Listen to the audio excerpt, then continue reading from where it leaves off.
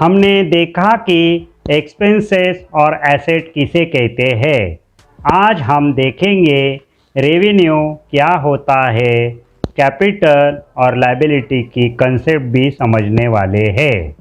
Revenue यानी revenue receipt. Revenue का मतलब होता है रेवेन्यू रिसीप्ट, दोनों का मतलब एक ही है। हम अभी से रेवेन्यू को इनकम नाम से बोलेंगे। रेवेन्यू को हम इनकम नाम से बोलेंगे। हमें जो रेवेन्यू इनकम होता है वो दो माध्यम से होता है। गुड्स को सोल्ड करके हमें रेवेन्यू होता है और सर्विस को रेंडर करके हमें इनकम मिलता है। गुड्स का कंसेप्ट रेवेन्यू का है, if goods have been sold it means revenue has been earn. इसका मतलब हमने गुड्स को सोल्ड किया यानी हमें रेवेन्यू मिला। हमें अभी रेवेन्यू की एंट्री बुक्स ऑफ अकाउंट में रिकॉर्ड करनी पड़ेगी। हमने अगर गुड्स को सोल्ड किया है, it does not matter whether cash has been received और नॉट। हमने जो गुड्स सोल्ड किया है उसका पैसा हमें मिल रहा है, कैश में मिल रहा है या बाद में मिलने वाला है, अभी तक नहीं मिला, पर हमने गुड्स को सोल्ड किया है तो वो रेवेन्यू नाम से, इनकम नाम से हमें बुक्स ऑफ अकाउंट में रिकॉर्ड करना पड़ेगा। यानी हमने गुड्स को सोल्ड किया, उसका पैसा हमें मिल रहा है, बाद में मिलने वाला है, अभी नहीं मिल रहा है, पर गुड्स को हमने बेच दिया तो यानी हमारा रेवेन्यू हमें बुक्स ऑफ अकाउंट में रिकॉर्ड करना पड़ेगा। उसके बाद सर्विस को रेंडर करके हमें इनकम होता है। If service has been render it means income has been earn. Service को हमने रेंडर किया यानी हमारा इनकम हुआ है, वो इनकम हमें बुक्स ऑफ अकाउंट में रिकॉर्ड करना पड़ेगा। It does not matter whether cash has been received और नॉट। हमें कैश मिला है, सर्विस में जो हमने सर्विस दी उसका हमें कैश पेमेंट मिला है, रिसीव्ड हुआ है या बाद में मिला है या अभी तक नहीं मिला है, उसका कोई मैटर नहीं, पर हमने किसी को सर्विस दिया, उसका पैसा हमें मिला, नहीं मिला, बाद में मिलने वाला है, तभी भी हमें सर्विस जो हमने दी है उसका जितने अमाउंट की वैल्यू की हमने सर्विस दी है वो वैल्यू हमें बुक्स ऑफ अकाउंट में इनकम नाम से रिकॉर्ड करनी पड़ेगी। अभी आइडिया तो आ गया होगा। रेवेन्यू किसे बोलते हैं? रेवेन्यू का मतलब होता है इनकम। इनकम दो माध्यम से हमें मिलता है, गुड्स को सोल्ड करके और सर्विस को रेंडर करके। हमने किसी को गुड्स सोल्ड कर दिया तो हमें वो इनकम हुआ है, ऐसा बुक्स ऑफ अकाउंट में हमें रिकॉर्ड करना पड़ेगा। उसका पेमेंट अभी हमें मिल रहा है, अभी नहीं मिल रहा है, बाद में मिलने वाला है, उसका कोई मैटर नहीं। वैसे ही सर्विस को हमने रेंडर किया तो हमें इनकम हुआ है, वो हमें बुक्स ऑफ अकाउंट में रिकॉर्ड करना ही पड़ेगा।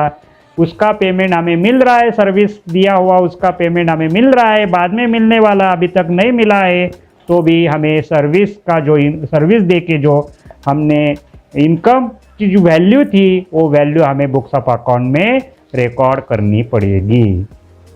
चलो रेवेन्यू को अच्छी तरीके से समझने के लिए एक दो चार एग्जाम्पल देखते हैं। समझने के लिए बोल रहा हूँ कि अकाउंट का पूरा काम एक्रूल बेस यानी ड्यू बेस पर चलता है। अभी हमें किसी का पेमेंट मिला भी नहीं अभी तक, तभी भी हमें अकाउंट का बुक्स ऑफ अकाउंट में एंट्री रिकॉर्ड करनी पड़ती है। तो ये अभी समझने के लिए बोल रहा हूँ कि अकाउंट का पूरा काम एक्रूल बेस यानी ड्यू बेस पर चलता है। ये समझ लो, अच्छी तरीके से समझ लो कि अकाउंट का काम एक्रूल बेस यानी ड्यू बेस पर चलता है पूरा काम। एक एग्जाम्पल रेवेन्यू क्या होता है समझने के लिए एक एग्जाम्पल लेता हूँ। एग्जाम्पल नंबर है 17। हमारा करंट ईयर है 1 जनवरी 2018 और हमारा उसका जो ईयर है 2018 का 31 दिसंबर 2018 उसका ईयर एंड है।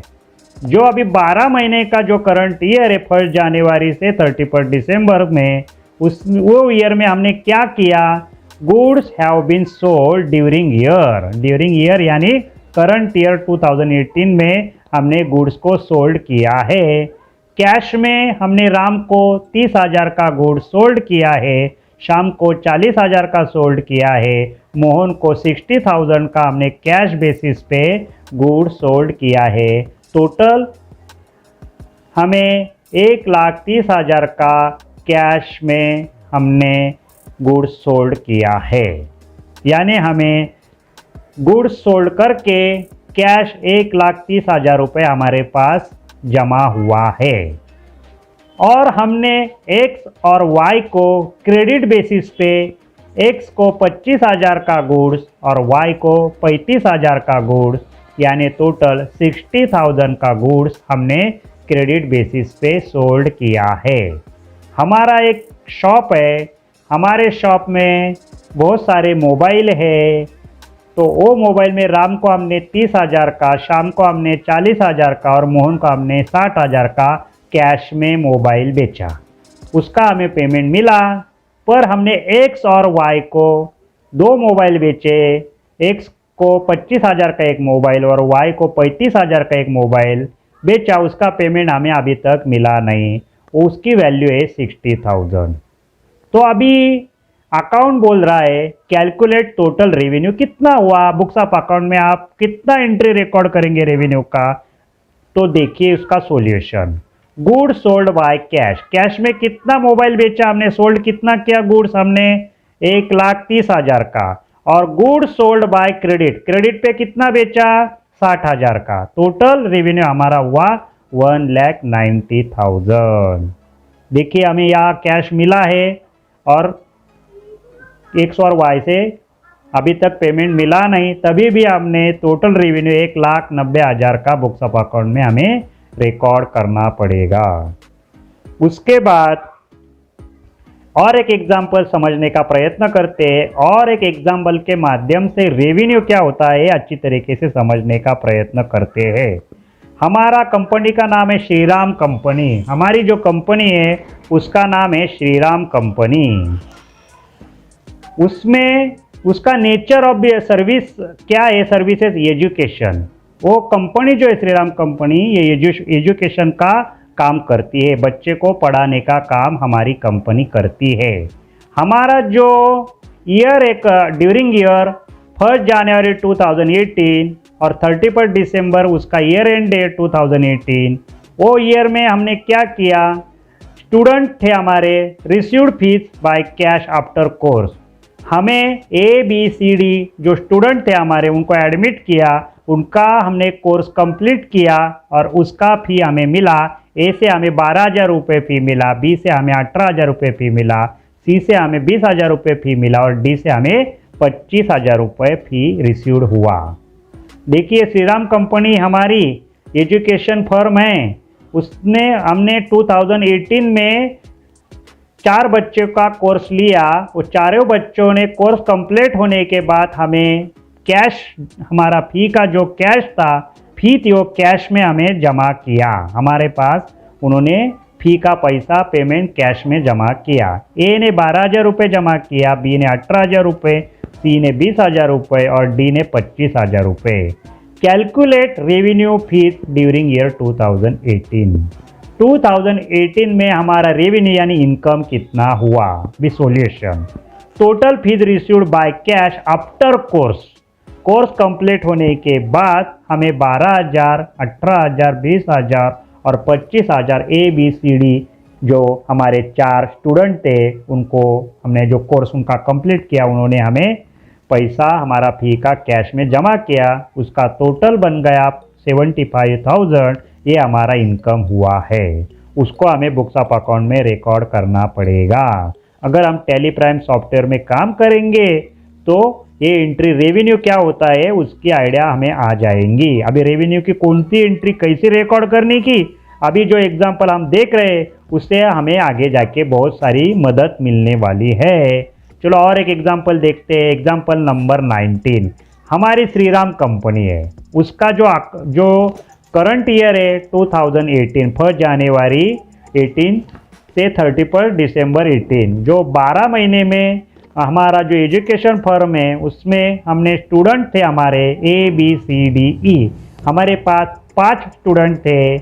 5 स्टूडेंट में से 10,000 जो फी थी, ए की, बी की 15,000, सी की 20,000, डी की 25,000 और ई की 12,000। ऐसे 5 जो स्टूडेंट थे, पाँचों स्टूडेंट की फी जो थी वो हमें कैश रिसीव्ड हुआ है, उसका service has been rendered to all student. सभी बच्चों को हमने पढ़ाया, उनको हमने सर्विस दिया। हमारा जो क्वालिफिकेशन था वो क्वालिफिकेशन बच्चों को जो हमें पढ़ाने में हमने यूज़ किया, हमारी सर्विस दी, तो हमें उन्होंने कैश जमा किया फी का। ABCD ने 10,000 रुपये, ए ने, बी ने 15,000 रुपये, सी ने 20,000 रुपये और डी ने 25,000 रुपये। ऐसे टोटल हमें 70,000 रुपये हमारे पास जमा हो गए।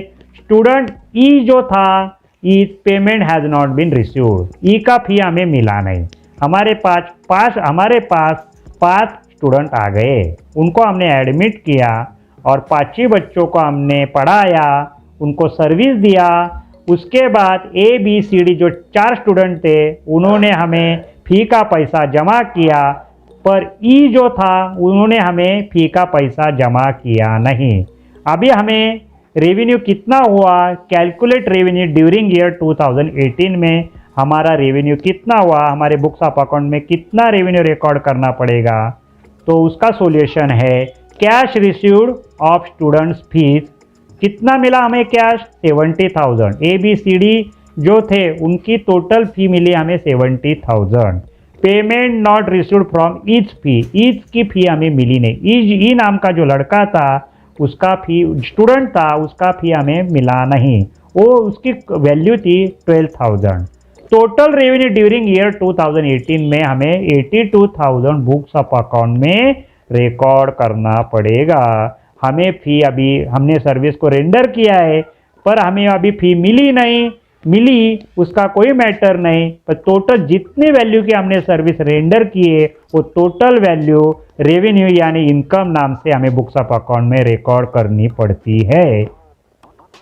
क्योंकि व्हेन ओनर हैज राइट, क्या राइट रहता है, अभी मुझे राइट है, मैंने जिस लड़के को पढ़ाया, जिन लड़कों को मैंने पढ़ाया, तो मुझे राइट है। अगर मेरी कंपनी श्रीराम कंपनी, समझ लो, एग्जाम्पल के माध्यम से बताने के लिए बता रहा हूँ, समझाने के लिए बता रहा हूँ कि मेरी एक कंपनी है श्रीराम कंपनी एजुकेशन कंपनी और मैंने 5 लड़कों को पढ़ाया, मैं उसका ओनर हूँ। तो when owner has right to collect fee payment then it will be company's asset. वो मेरी फी जो है, जिसको मैंने सर्विस दिया है, जिस लड़के को मैंने पढ़ाया है, वो मेरी एसेट होगी।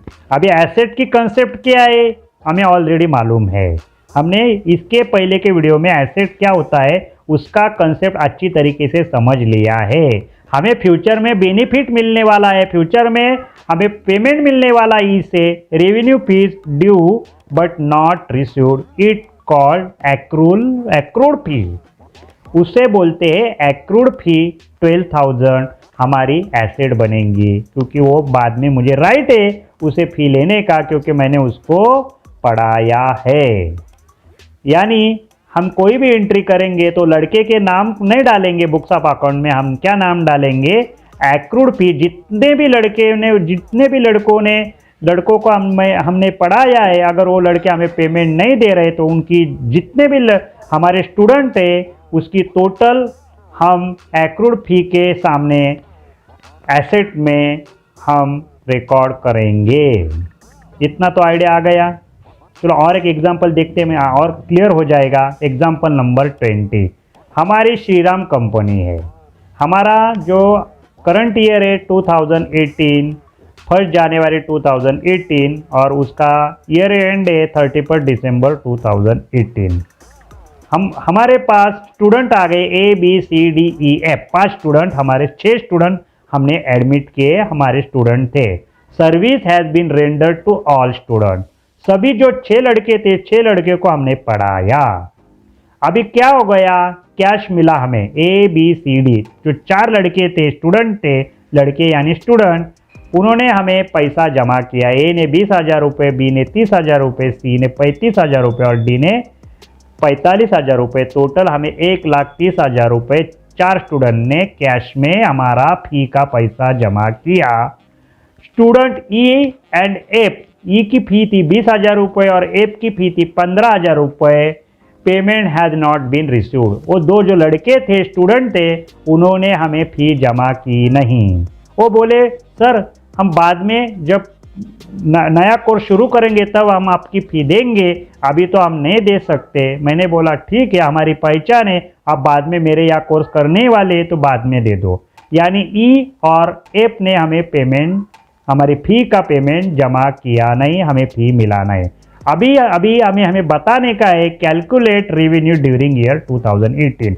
हमें 2018 में कितना रेवेन्यू इनकम रिकॉर्ड करना पड़ेगा। चलो देखते हैं उसका solution. Cash received of students fee, cash received of students fee कितना मिला कैश हमें स्टूडेंट फी का 1,30,000। Payment not received of E and F fee, E की और एफ जो स्टूडेंट थे उनकी 35,000 रुपये फी हमें मिली नहीं। यानी हमें उनको तो सर्विस दिया है पर फी तो अभी तक मिली नहीं। हमारा टोटल रेवेन्यू हो गया 2018 में 1,65,000 हमें बुक्स ऑफ अकाउंट में रिकॉर्ड करना पड़ेगा। क्यों करना पड़ेगा? एसेट में एक्रूड फी हम 35,000 रुपये बुक्स ऑफ अकाउंट में रिकॉर्ड करेंगे। क्यों करेंगे? तो हमें अभी रेवेन्यू की कंसेप्ट मालूम है, service has been rendered to all student. Income की कंसेप्ट क्या है वो एग्जाम्पल के माध्यम से हम समझ रहे हैं। Service has been rendered to all student, क्योंकि हमने सभी स्टूडेंट को सर्विस रेंडर किया है पर उसमें से 2 स्टूडेंट ने हमें फ़ी जमा की नहीं, तो हम वो एसेट में दिखाएंगे। जब वो हमारी फ़ी जमा करेंगे तो हम जमा कर लेंगे, तब तक वो हमारी एसेट रहेगी। और हमें एसेट भी कंसेप्ट भी मालूम है, फ्यूचर में बेनिफिट देने वाली कोई भी वैल्यू एसेट होती है, यानी ये हमारी करंट एसेट रहेगी। एक्रूड फीस है कि नहीं। अभी देखते हैं और एक एग्जाम्पल, अच्छी तरीके से समझने के लिए रेवेन्यू क्या होता है समझने के लिए और एक एग्जाम्पल देखते हैं। हमारी श्रीराम कंपनी है, हमारा जो करंट ईयर है ड्यूरिंग ईयर है 2018, 1 जनवरी 2018 से 31 दिसंबर 2018 उसका ईयर एंड है। उसमें हमने ABCDX ये जो 5 स्टूडेंट थे उनको एडमिट किया और ABCD और X ये जो 5 स्टूडेंट थे उन्होंने हमें कैश, मेरी जो फ़ी थी, जो मेरा ये जो मैंने पढ़ाया उसका फ़ी जमा किया। कितना? 2,30,000 जो मेरी एजुकेशन की फ़ी, पढ़ाने की फ़ी थी, मेरी एजुकेशन की नहीं, बच्चों के एजुकेशन की फ़ी जो मैं उनको पढ़ाने वाला हूँ उसकी फ़ी 5 स्टूडेंट ने जमा की। ए ने 30,000, बी ने 40,000, सी ने 60,000, डी ने 80,000 और एक्स ने 20,000। ऐसी टोटल कैश मेरे पास 2,30,000 रिसीव्ड हुई।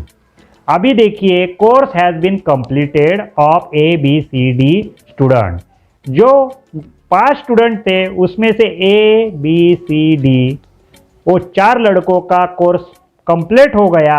एक student course is not taken in current year, एक नाम का जो स्टूडेंट था उसका कोर्स करंट ईयर में लिया नहीं। मैंने बोला अभी तू आ रहा है पर अब इस साल में नहीं तो अगले साल में मैं तुझे पढ़ाने वाला हूँ, अभी तो फी जमा हो गया मेरे पास, बाद में तो मैं नहीं लेने वाला हूँ, अभी तो मैंने जमा बैंक में भर दिया वो पैसा मेरा कैश का, तो बाद में जब आएगा तब मैं आपसे फी नहीं लूँगा। ऐसे मैंने बोल के एक्स का कोर्स नेक्स्ट ईयर में लेने वाला हूँ। अभी तो फी मुझे मिल गई एडवांस में। अभी हमें बताने का है बुक्स ऑफ अकाउंट में कैलकुलेट रेवेन्यू ड्यूरिंग ईयर 2018। अभी उसका सॉल्यूशन क्या रहेगा? Cash received of student fees कितना मिला हमें? 2,30,000। टोटल कैश तो हमें जमा हो गया 2,30,000। Course has not been taken of X in during year. During year में हमने एक स्टूडेंट का कोर्स लिया ही नहीं, यानी हमने सर्विस को रेंडर किया ही नहीं, तो उसका फी हमें ऑलरेडी जमा हुआ है वो हम माइनस कर देंगे। यानी टोटल रेवेन्यू हमारा ड्यूरिंग ईयर में हुआ 2,10,000। Cash received from x in current year, it means revenue received in advance. हमें जो रेवेन्यू मिला, हमारा इनकम जो हुआ है, वो हमने सर्विस को रेंडर किया नहीं अभी तक, तभी भी हमें उसका फी एडवांस में मिला है। But service has not been render, service को हमने रेंडर किया ही नहीं, तभी भी हमें एडवांस में फी मिला है। इट कॉल्ड एडवांस फी, उसे हम बुक्स ऑफ अकाउंट में एडवांस फी लाइबिलिटी में 20,000 बुक्स ऑफ अकाउंट में रिकॉर्ड करेंगे, पर उसको रेवेन्यू हम नहीं दिखाएंगे। It will be treated as on obligation यानी liability for the firm. Advance fees is also called unearn income. हमने अभी तक ये इसका सर्विस दिया नहीं, तभी भी हमारा अर्न इनकम है, हमारी जो लाइबिलिटी है, एडवांस इनकम है, वो हम बुक्स ऑफ अकाउंट में एडवांस फी नाम से यानी अर्न फी के नाम से लाइबिलिटी साइड करंट लाइबिलिटी में हम बुक्स ऑफ अकाउंट में रिकॉर्ड करेंगे और 2,10,000 ही हम रेवेन्यू बुक्स ऑफ अकाउंट में रिकॉर्ड करेंगे।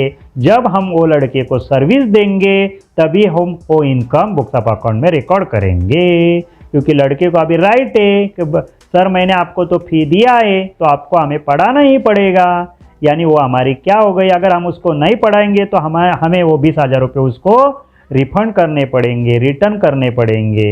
इसलिए हमें 2,10,000 ही रेवेन्यू रिकॉर्ड करना पड़ेगा और 20,000 रुपये हमारा liability, current liability, advance fees यानी और दूसरा नाम रहता अनअर्न फीस के नाम से बुक्स ऑफ अकाउंट में रिकॉर्ड करेंगे।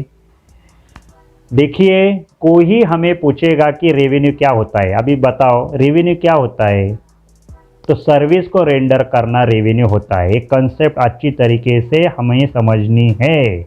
जितने भी शब्द बुक्स ऑफ अकाउंट में आए हैं वो सब शब्द का एग्जाम्पल के न्यूमेरिकल कंसेप्ट यानी एग्जाम्पल के माध्यम से हमने समझने का प्रयत्न किया है। तो रेवेन्यू क्या होता है, कोई भी हमें पूछेगा अरे रेवेन्यू भाई क्या होता है, तो सर्विस को रेंडर करना रेवेन्यू होता है।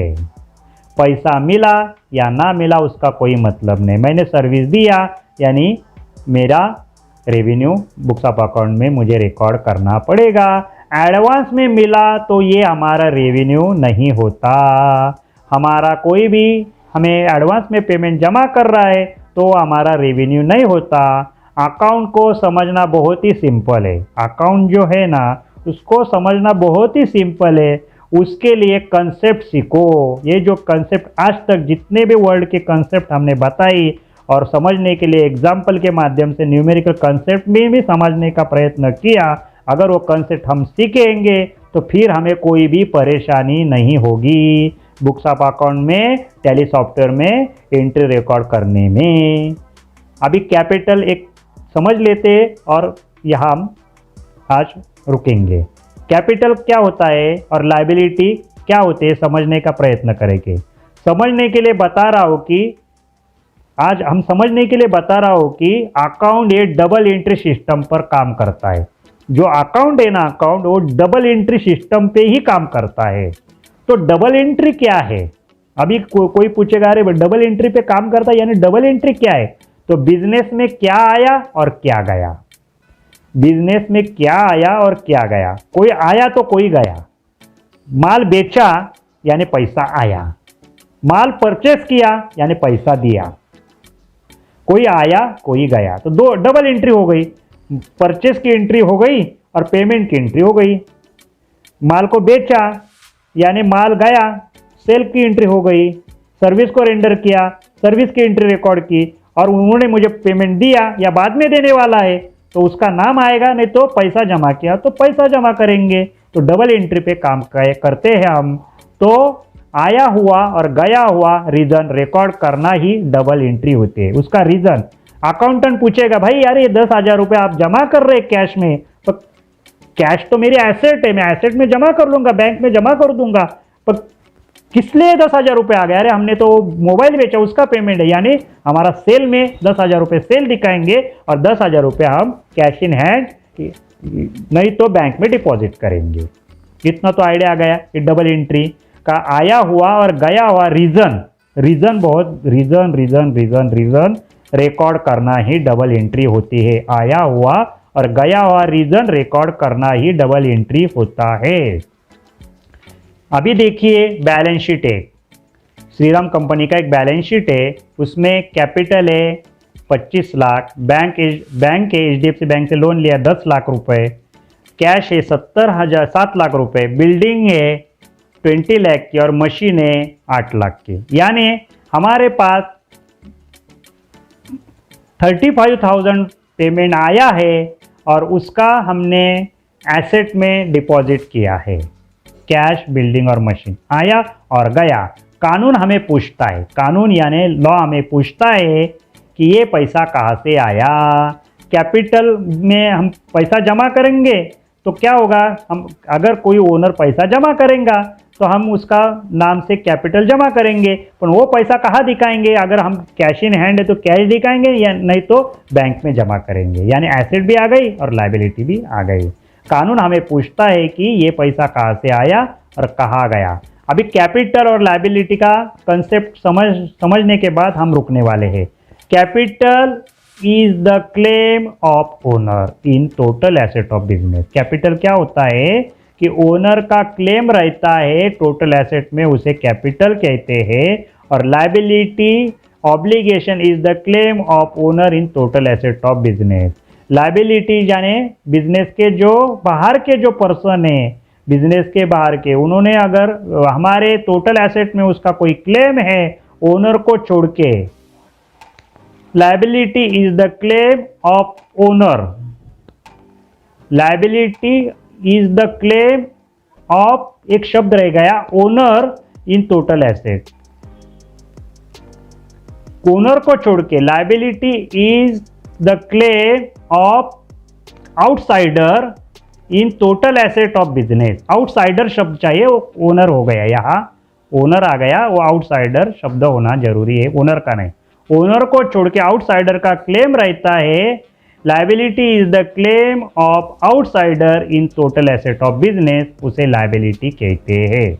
चलो आज हम रुकते हैं। मुझे बहुत ही ये आ रहे कमेंट आ रहे, तो स्मार्ट एंट्री का जो TDL है, TDL वो कैसे परचेस करने का, उसका क्या करने का, उसका एक शॉर्ट वीडियो में बनाने वाला हो। और मराठी में भी मेरा ये चल रहा है ऑलरेडी, टैली प्राइम सॉफ्टवेयर का बेसिक कंसेप्ट, उसकी 3 वीडियो बनानी बाकी है। वो भी होने के बाद अभी टैली प्राइम सॉफ्टवेयर का एंट्री आगे जाके हम रिकॉर्ड करने वाले हैं। थैंक यू वेरी मच, फिर मिलेंगे।